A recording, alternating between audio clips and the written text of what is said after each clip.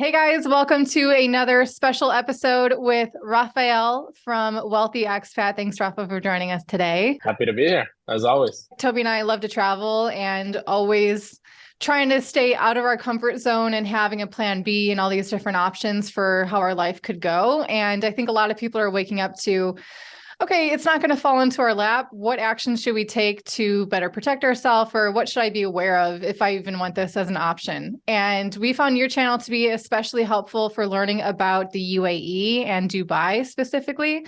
So thank you for that. If you guys haven't checked out Wealthy Expat on YouTube yet, highly recommend it. There'll be a link for it down below in the video description. So today's video, I want to talk about this concept of launching a company and what are some things that people are going to learn in that process? What are some things that they can have a heads up about?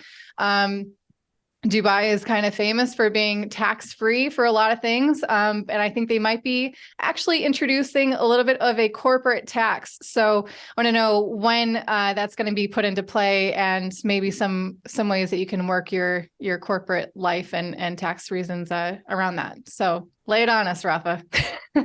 For sure. The UAE is introducing 9% corporate tax. The main reason for this is just pressure from other countries. So when they see a country like this going up in the ranks, is very famous. A lot of people are flooding there. Obviously, there's pressure at the high level at the government. So when these governments, these presidents and royal families, they meet each other, the US president might say to the royal family, we really don't like that there's Americans moving there, not paying taxes, potentially living there and not sending anything back to the US. You need to do something about this. And of course, that affects other things like this visa privileges. If a country doesn't like that they're not paying taxes there, of course, they can revoke the visa-free access. And now there's the citizens of that country get affected. So of course, these people are thinking about this every day, and they introduce this 9% tax. Now, this doesn't apply to everyone. If you're a crypto investor, most people watching your videos are obviously into crypto, making crypto gains. In the bull run, for example, let's say you make $10 million with crypto and you're absolutely killing it. You're staking, you're doing everything by the book, or if, obviously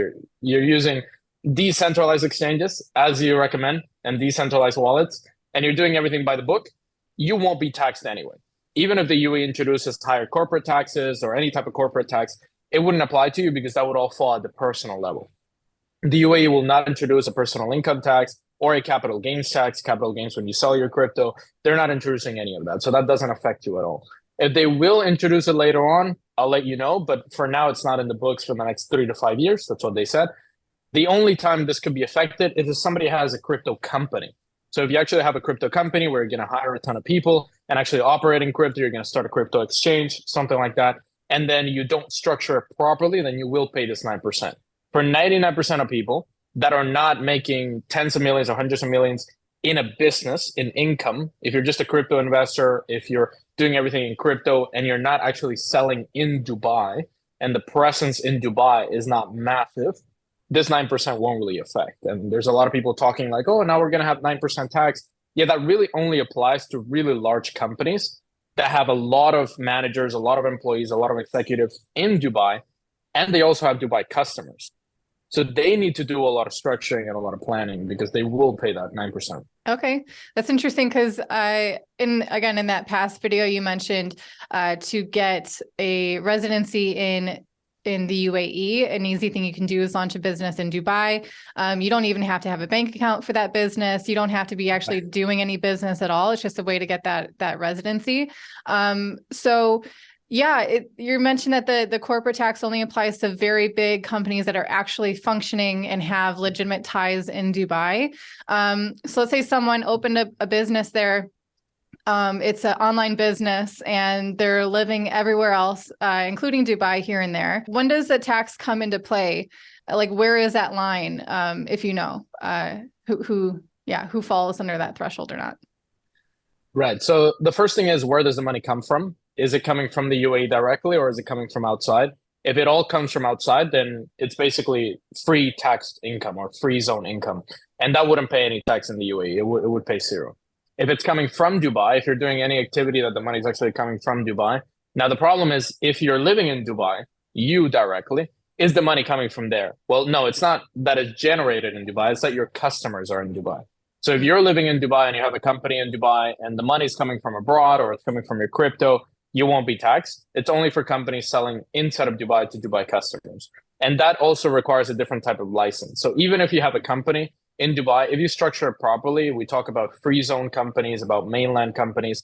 The common one is free zone. It's a free tax zone.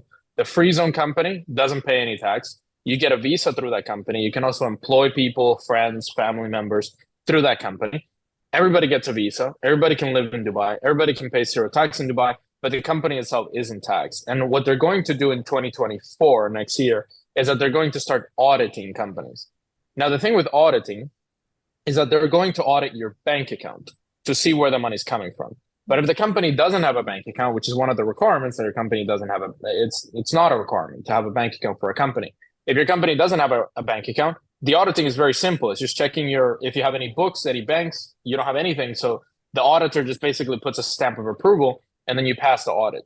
If you have a bank account, then it's a bit trickier because you need to audit where the money's coming from. If it's coming from Dubai, then it does need to pay that 9%. If it's coming from outside, then it needs to not pay any tax, zero, basically. They're also saying that you need to have economic substance in Dubai. And this is very deep and tricky, and it's very boring, honestly, but economic substance, just having ties to Dubai, like employees, offices, things like these. And around the world, a company is considered to really be in a place if it has offices, employees, staff, anything that ties it to that place. So Dubai is going that route where they are going to require you to have at least a small office and at least one employee. So in the case of most people, if they bring their partner, their sister, anything, that's one employee. So that's enough economic substance. This will, in 2024, they're going to give more details, but it's going to be pretty easy to have that economic substance later on. And as long as your money doesn't come from Dubai, it will not pay Dubai taxes. Okay. I know it's really tricky to be trying to navigate, like, especially relating this to crypto, is you live in a country and they're introducing new tax laws for crypto. And this is kind of a similar situation, obviously, with Dubai with this corporate tax. So it's something that if you're interested in, you have to be paying attention to it. And I think your channel is a great resource for that information for people to stay updated. And we'll be having you on too when we're getting other updates too. Is there anything else that you feel like might be a surprise to people as they're going through this process of what they might need to be aware of, just to have a better perspective of what to expect? For sure. One thing that a lot of people think in Dubai specifically is that, for example, let's say they want to cash out their crypto. They move to Dubai, they cash out a bunch of crypto. Banks, as I mentioned in the first video that we did, we were both in Dubai, so I was a bit careful with my words. But when it comes to crypto, the banks are not very crypto friendly or accepting. They accept crypto. You can cash out crypto to a bank account in Dubai, but you have to do it slowly. A lot of people think that they can go to Dubai and just cash out a bunch of crypto. You can buy property in crypto. You can buy a Ferrari in crypto. You can do anything you want in crypto, but it needs to be slow. So the bank cannot see, for example, a $200,000, $300,000 transaction in crypto. It needs to be You need to be very careful. That's the only thing that I don't personally like about Dubai is the banks. They're very old money oriented. And when they see somebody that has cryptocurrency, they can accept you, but you can't just play it as if it was a regular bank in your country. So if somebody's from Canada or the UK, they're used to sending like 100K here, 100K there through their own bank. In Dubai, you have to be a lot more careful. That's something that trips people up. Good to know. Thank you so much for sharing your insights on what to do if you guys want to start a company in Dubai for various reasons. Stay tuned for another interview coming up with Rafa. We're going to talk about what to expect if you want to buy property in Dubai, because there's a lot of things you might be hearing online that are just not true. And it's really helpful to have someone who's boots on the ground and have, done this very locally for a while. So I'm going to be getting your advice on that one too. So you guys have to stick around.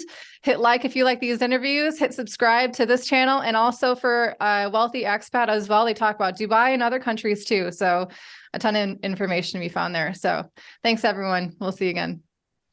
Thank you.